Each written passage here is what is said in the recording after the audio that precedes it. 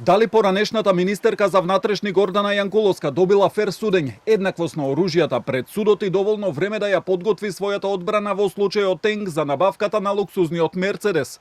Ова се дел од прашањата на Европскиот суд за човекови права во Страсбур, на кои треба да одговори државата постапувајќи по апликацијата на Јанкуловска, за да утврди дали е прекршен членот 6 од конвенцијата кој се однесува на правото на правична судска постапка. Судот во Страсбур не ги анализира бомбите кои беа користени како докази во постапката, туку дали Јанкуловска можела да ја оспори нивната автентичност. Но прашува и дали судејката Добрила Кацарска, која го водеше процесот, ја прекршила пресумпцијата на невиност со изјавата при изрекувањето на пресудата за Никола Груевски и Ѓоко Поповски во истиот случај. Одговор на прашањата во име на државата треба да подготви Бирото за застапување на Македонија пред Европскиот суд за човекови права. Отаму објаснуваа дека ќе ги побараат списите од сите институции кои постапувале пошто ќе го подготват одговорот. Премиерот Мицкоски пак вели дека подолго време укажувале на судски случаи во кои се кршеле човековите права. Забележав дека во соопштението јасно стои дека има забелешки на процесот,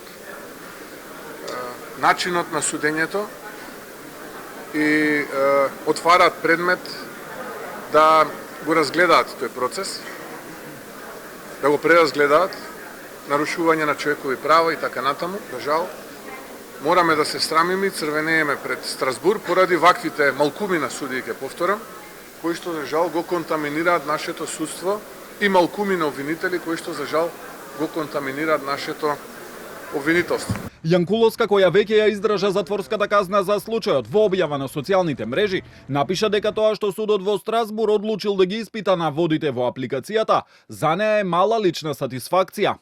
Може би конечно оние со 2% доверба ќе ја примат пораката дека не смеат да слугуваат на ничии интереси и агенди, затоа што граѓаните ги плаќаат да ги штитат, а не да ги кршат нивните права.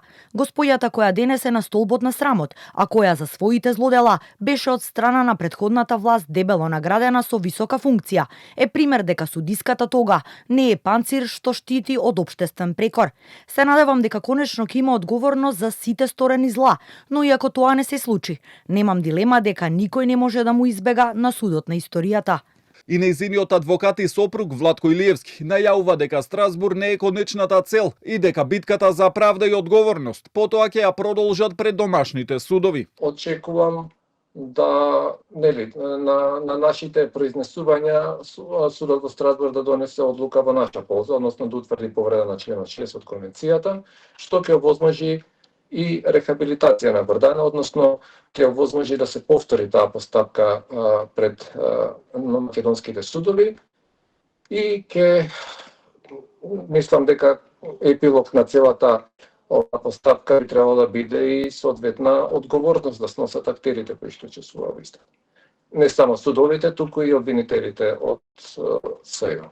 Инаку Јанкуловска и Кацарска еднаш се соочија во судскиот совет во 2019-та кога бараше нејзино разрешување поради дискриминација и пристрасност, но представката беше отфрлена. За случајот Тенг, таа беше правосилно осудена на 4 години затвор. Во Идризово за дрешетки остана 3 години и 1 месец и излезе со условен отпуст.